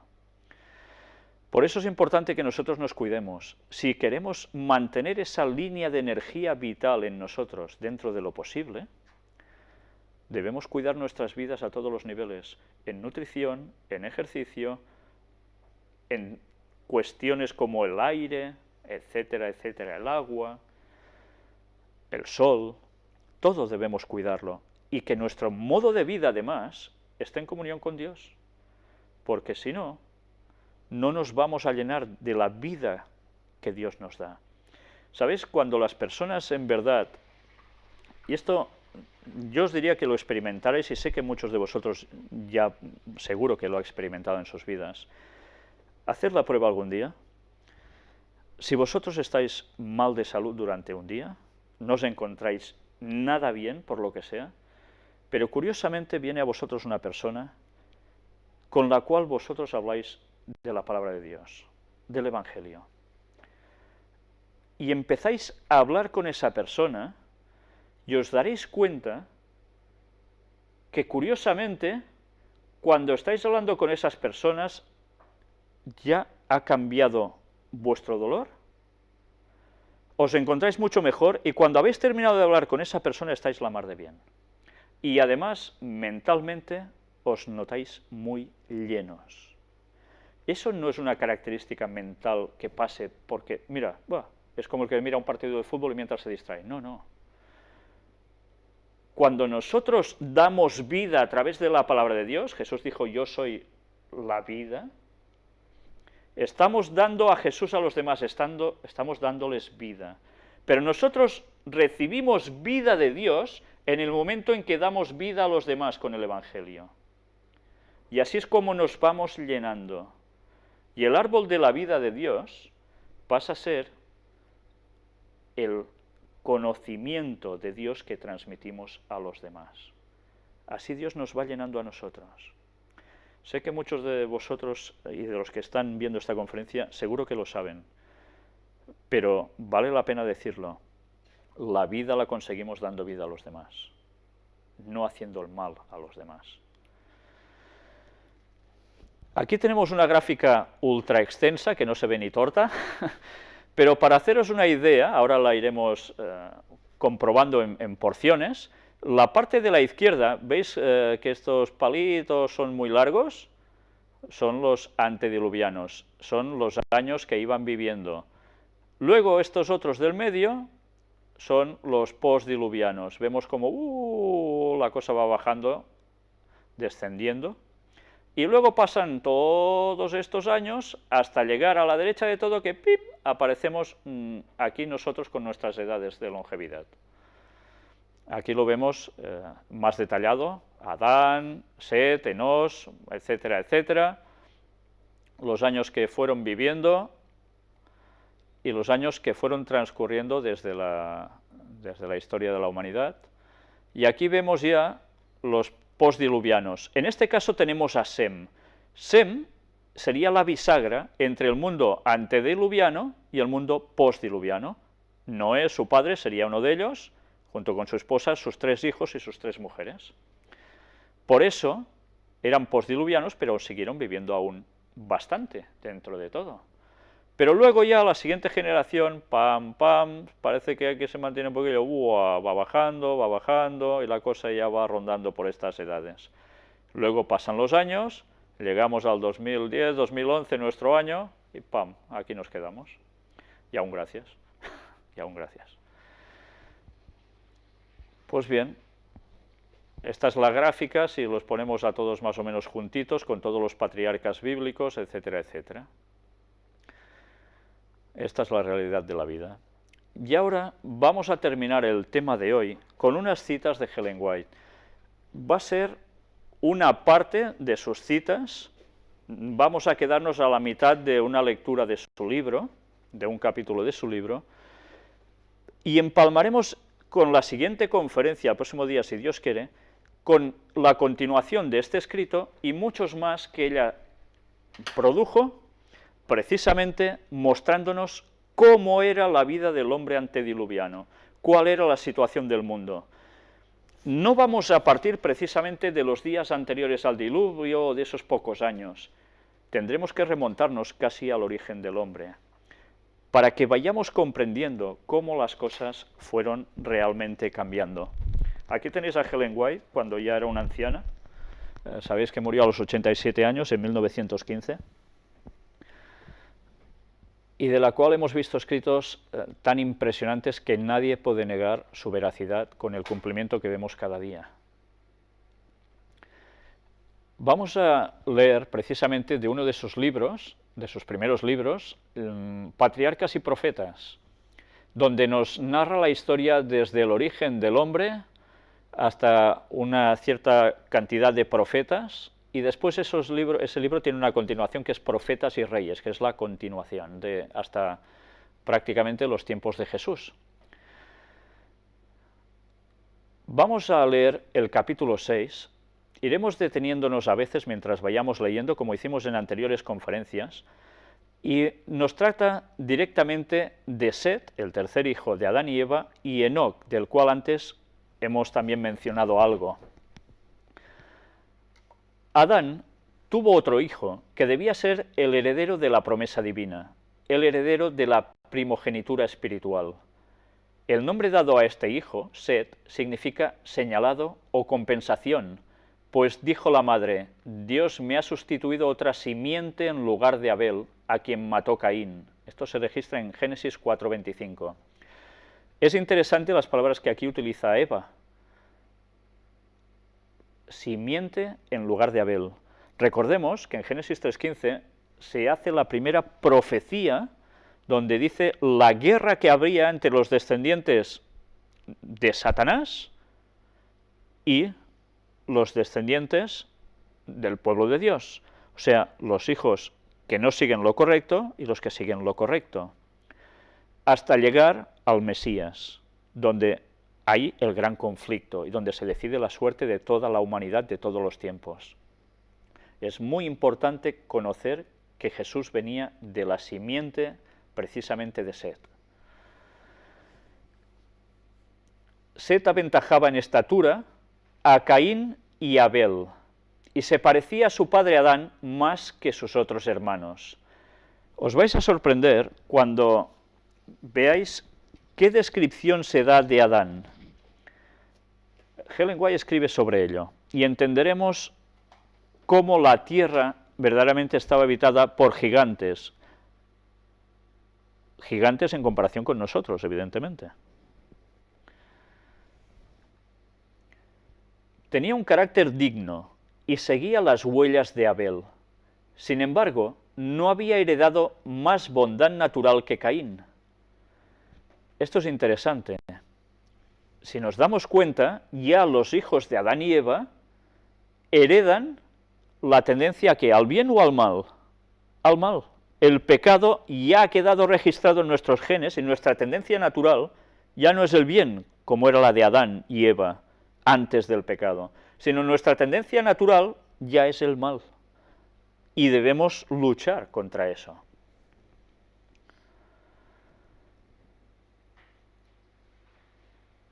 Acerca de la creación de Adán se dice, a la semejanza de Dios lo hizo. Pero el hombre, después de la caída, engendró un hijo a su semejanza, conforme a su imagen. Génesis 5, 1 y 3.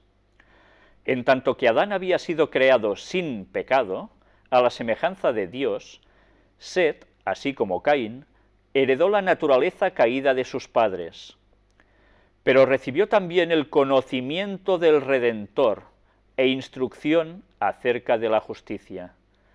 Una vez más nos sale la palabra conocimiento. Recordad que en una anterior conferencia estuvimos hablando precisamente de ese conocimiento. ¿Recordáis las palabras de Oseas? Mi pueblo se perdió por falta de conocimiento. Pues había una línea genealógica que lo tenía. Mediante la gracia divina sirvió y honró a Dios y trabajó como Abel lo hubiera hecho de haber vivido, por cambiar las mentes pecaminosas de los hombres y encauzarlas a reverenciar y obedecer a su Creador.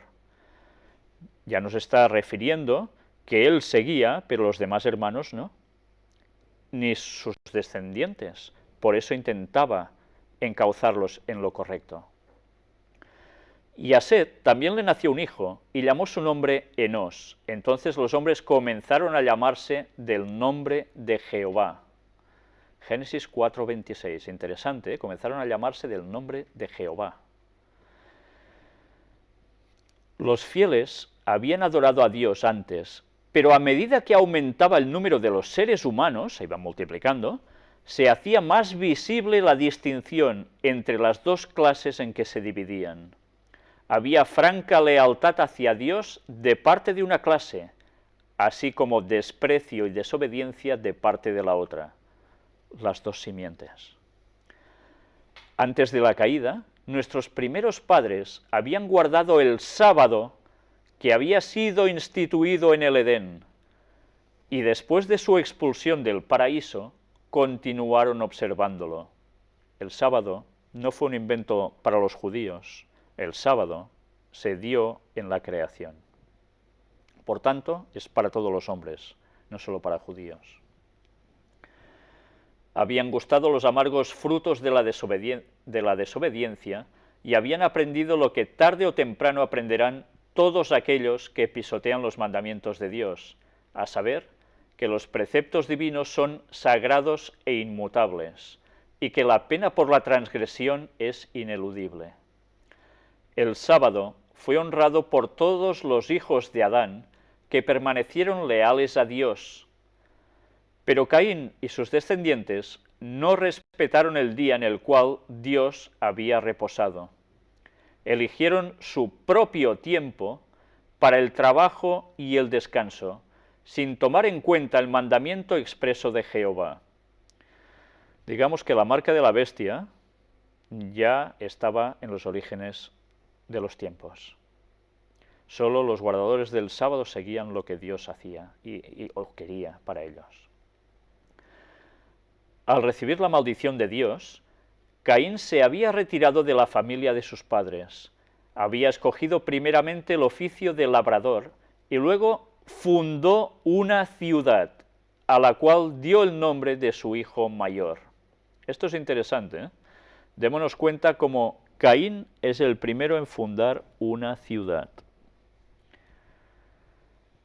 Se había retirado de la presencia del Señor, desechando la promesa del Edén restaurado, para buscar riquezas y placer en la tierra maldita por el pecado, y así se había destacado como caudillo de la gran multitud que adora al Dios de este mundo, o sea, Satanás. Fue el líder de ellos, Caín. Sus descendientes se distinguieron en todo lo referente al mero progreso terrenal y material. ¿Veis sus descendientes qué hicieron? Un progreso terrenal y material. ¿Qué es esto? Pues una buena civilización, no es otra cosa. Pero menospreciaron a Dios y se opusieron a sus propósitos hacia el hombre. Al homicidio, cuya comisión iniciara Caín, Lamec, su quinto descendiente, agregó la poligamia y con cínica jactancia reconoció a Dios tan solo para sacar de la venganza prometida a Caín una garantía de su propia salvaguardia. Abel había llevado una vida pastoral, habitando en tiendas o cabañas, y los descendientes de Set hicieron lo mismo y se consideraron peregrinos y advenedizos sobre la tierra, que buscaban una patria mejor, es a saber, la celestial. Y esto se escribe en Hebreos 11, 13 y 16. Qué curioso, ¿eh? El pueblo de Dios llevaba una vida natural, mientras los otros se apiñaron en ciudad. Interesante este concepto, ¿eh? Durante algún tiempo, las dos clases permanecieron separadas. Esparciéndose del lugar en que se establecieron primeramente, los descendientes de Caín se dispersaron por todos los llanos y valles donde habían habitado los hijos de Set. Y estos, para escapar a la influencia contaminadora de aquellos, se retiraron a las montañas y allí establecieron sus hogares. Evidentemente, los otros eran más. Ellos eran solo de un palo de la dinastía, por decirlo de algún modo, ¿no? Los otros eran más y se extendieron más, y fueron cada vez más hacia ellos, que estaban separados porque ellos no querían ser paganos. Y al final se vieron obligados a tener que retirarse a las montañas. Vayamos aprendiendo las lecciones, porque la historia siempre se repite. Mientras duró esta separación, los hijos de Set mantuvieron el culto a Dios en toda su pureza, pero con el transcurso del tiempo se aventuraron poco a poco a mezclarse con los habitantes de los valles. Ya sabéis, esas pequeñas transigencias, bueno, un poco con ellos no pasará nada. Esta asociación produjo los peores resultados. Vieron los hijos de Dios que las hijas de los hombres eran hermosas.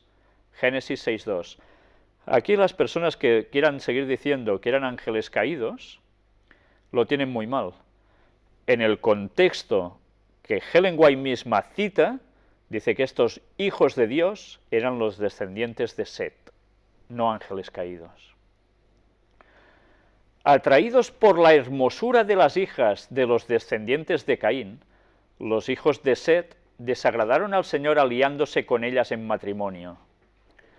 Muchos de los que adoraban a Dios fueron inducidos a pecar mediante los halagos que ahora estaban constantemente ante ellos y perdieron su carácter peculiar y santo. Al mezclarse con los depravados, llegaron a ser semejantes a ellos en espíritu y en obras.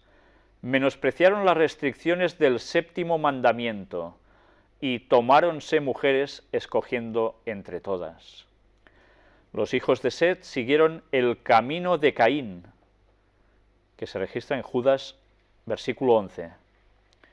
Es interesante, los hijos de Set siguieron el camino de Caín, se habían corrompido también el pueblo de Dios. Fijaron su atención en la prosperidad y el gozo terrenales y descuidaron los mandamientos del Señor. A los hombres no les pareció tener a Dios en su noticia, se desvanecieron en sus discursos y el necio corazón de ellos fue entenebrecido. Por tanto, Dios los entregó a una mente depravada. Romanos 1, 21 y 28. Es lo que posteriormente también el apóstol Pablo dice, y a lo bueno llamaron malo, y a lo malo bueno, ¿no? Ahora parece que las cosas malas debemos aceptarlas como algo normal. Va en contra de lo que sabemos que debe ser, pero es igual, todo es normal, y todo es bueno. El pecado se extendió por toda la tierra como una lepra mortal. Adán vivió casi 1000 años entre los hombres como testigo de los resultados del pecado. Con toda fidelidad trató de poner coto a la corriente del mal. Es impresionante, ¿eh? Adán se dio cuenta de cómo había metido la pata haciendo entrar la destrucción en la tierra, el mal, con su pecado. ¿Y qué quiso hacer? Combatir, poniendo freno al mal. Se le había ordenado instruir a su descendencia en el camino del Señor y cuidadosamente atesoró lo que Dios le había revelado, y lo repetía a las generaciones que se sucedían. A sus hijos y a sus nietos, hasta la 9ª generación, pudo describir Adán el estado santo y feliz del hombre en el paraíso, y repitiéndoles la historia de su caída, les refirió los sufrimientos mediante los cuales Dios le había enseñado la necesidad de adherirse estrictamente a su ley, y les explicó las misericordiosas medidas tomadas para su salvación. Pero solo unos pocos prestaron atención a sus palabras. A menudo le hacían amargos reproches por el pecado que había traído tanto dolor a sus descendientes.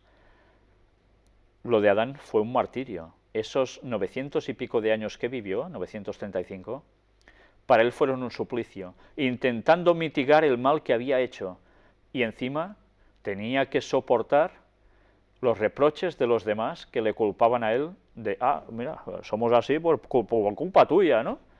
Eso no debería ser nada fácil, ¿eh? La de Adán fue una vida de tristeza, humildad y contrición. Cuando salió del Edén, la idea de que tendría que morir le hacía estremecerse de terror. Conoció por primera vez la realidad de la muerte en la familia humana cuando Caín, su primogénito, asesinó a su hermano. Lleno del más agudo remordimiento por su propio pecado y doblemente acongojado por la muerte de Abel y el rechazamiento de Caín, Adán estaba abrumado por la angustia. Veía cómo por doquiera se esparcía la corrupción que iba a causar finalmente la destrucción del mundo mediante un diluvio, y a pesar de que la sentencia de muerte pronunciada sobre él por su hacedor le había parecido terrible al principio, después de presenciar durante casi 1000 años los resultados del pecado, Adán llegó a considerar como una misericordia el que Dios pusiera fin a su vida de sufrimiento y dolor. Casi nada, ¿eh? No obstante, la iniquidad del mundo antediluviano, esa época no fue, como a menudo se ha supuesto, una era de ignorancia y barbarie. Aquí ya nos está haciendo vislumbrar cómo era el hombre antediluviano. No eran ni ignorantes ni bárbaros. Los hombres tuvieron oportunidad de alcanzar un alto desarrollo moral e intelectual. Poseían gran fuerza física y mental, y sus ventajas para adquirir conocimientos religiosos y científicos eran incomparables. Es un error suponer que porque vivían muchos años, sus mentes alcanzaban tarde su madurez. Sus facultades mentales se desarrollaban temprano, y los que abrigaban el temor de Dios y vivían en armonía con su voluntad, continuaban aumentando en conocimiento y en sabiduría durante toda su vida. Si pudieran compararse con los antediluvianos de la misma edad, los más ilustres eruditos de nuestros tiempos parecerían muy inferiores en vigor mental y físico. A medida que se acortó la vida del hombre y disminuyó su vigor físico, también se aminoró su capacidad mental. Hoy día hay hombres que dedican al estudio un periodo de 20 a 50 años y el mundo se llena de admiración por sus éxitos. Pero, qué limitados son estos triunfos cuando se los compara con los de aquellos hombres cuyo vigor físico y mental se desarrollaba durante siglos. Es verdad que los hombres de los tiempos modernos tienen el beneficio del conocimiento alcanzado por sus predecesores. Los genios que proyectaron, estudiaron y escribieron han legado sus trabajos a quienes les han seguido. Pero aún en este respecto, y en lo que concierne meramente a los conocimientos humanos, cuán superiores fueron las ventajas de los hombres de aquella edad antigua. Tuvieron entre ellos durante siglos a aquel que Dios había formado según su propia imagen, a quien el Creador mismo declaró bueno, el hombre a quien Dios había instruido en toda sabiduría del mundo material. Adán había aprendido del Creador la historia de la creación. Él mismo había presenciado los acontecimientos de 9 siglos y comunicó sus conocimientos a sus descendientes. Los antediluvianos no tenían libros ni anales escritos, pero con su gran vigor mental y físico disponían de una memoria poderosa que les permitía comprender y retener lo que se les comunicaba para transmitirlo después con toda precisión a sus descendientes. Qué distinto de nosotros, que nos cuentan algo y cuando se lo decimos a los otros ya no tiene nada que ver lo que contamos, ¿no? Hacer la prueba, eso que llaman el teléfono, ¿no? Que uno se corre la voz al otro y cuando da toda la vuelta al círculo de personas, el final no tiene nada que ver con lo que era. Durante varios siglos hubo 7 generaciones que vivieron contemporáneamente y tuvieron la oportunidad de consultarse para aprovechar cada uno los conocimientos y la experiencia de las demás. Claro, su longevidad les daba para esto. Las ventajas que gozaron los hombres de aquellos tiempos para obtener un conocimiento de Dios por el estudio de su obra no han sido igualadas desde entonces. Lejos de ser una era de tinieblas religiosas, fue una edad de grandes luces. Todo el mundo tuvo la oportunidad de recibir instrucción de Adán, y los que temían al Señor tuvieron también a Cristo y a los ángeles por maestros. Casi nada, ¿eh? Y tuvieron un silencioso testimonio de la verdad en el huerto de Dios, que durante siglos permaneció entre los hombres. Está hablando del huerto del Edén. Adán y Eva habían sido expulsados de allí, pero el huerto aún estaba allí en tiempos antediluvianos. A la puerta del paraíso, guardada por querubines, se manifestaba la gloria de Dios. Y allí iban los primeros adoradores a levantar sus altares y a presentar sus ofrendas. Allí era donde Caín y Abel habían llevado sus sacrificios y Dios había condescendido a comunicarse con ellos. Interesante, ¿eh? En la puerta del paraíso, donde los querubines estaban y con esa espada encendida que revoloteaba, no permitían el acceso al árbol de la vida para que el pecador siguiese viviendo eternamente. Allí es donde se manifestaba la gloria de Dios, y esto los antediluvianos lo veían durante años y años. Y los que seguían a Dios, allí se concentraban. El escepticismo no podía negar la existencia del Edén mientras estaba a la vista, con su entrada vedada por los ángeles custodios. El orden de la creación, el objeto del huerto, la historia de sus dos árboles tan estrechamente ligados al destino del hombre, se refiere también al del conocimiento del bien y del mal, el que fue la transgresión de ellos, eran hechos indiscutibles, y la existencia y suprema autoridad de Dios, la vigencia de su ley, eran verdades que nadie pudo poner en tela de juicio mientras Adán vivía. A pesar de la iniquidad que prevalecía, había un número de hombres santos, ennoblecidos y elevados por la comunión con Dios, que vivían en compañerismo con el cielo. Eran hombres de poderoso intelecto, que habían realizado obras admirables. Tenían una santa y gran misión, a saber, desarrollar un carácter justo y enseñar una lección de piedad, no solo a los hombres de su tiempo, sino también a las generaciones futuras. Solo algunos de los más destacados se mencionan en las Escrituras, pero a través de todos los tiempos Dios tuvo testigos fieles y adoradores sinceros. Y bien, vamos a dejarlo aquí, porque ahora vamos a hablar de Enoc.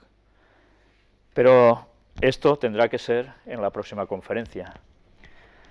Creo que con lo que hoy hemos visto hemos tenido ya una buena introducción, y con lo que Ellen White nos ha ido desvelando, hemos ido comprobando en sus palabras cómo era el hombre antediluviano. Nada que ver con la evolución que nos explican siempre.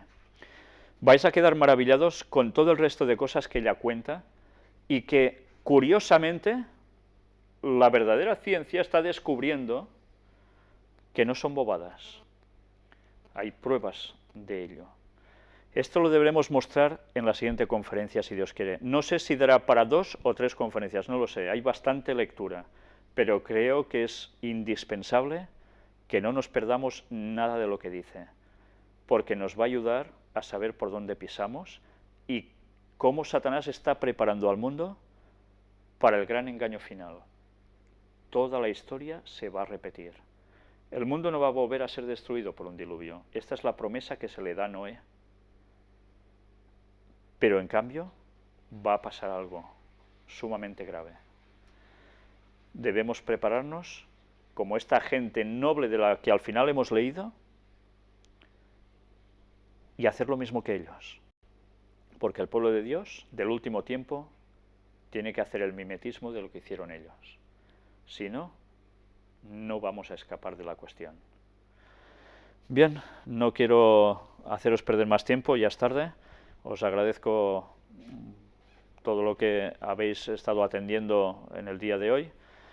Y bien, ya os remito, si Dios quiere, a la próxima semana para seguir con no el desenlace, porque aún va a tardar un poco, pero sí con la continuación de este tema que realmente cambia el paradigma mental que nos han impuesto durante años desde pequeños, que tanto se ha trabajado en las escuelas y con un propósito, apartarnos de Dios.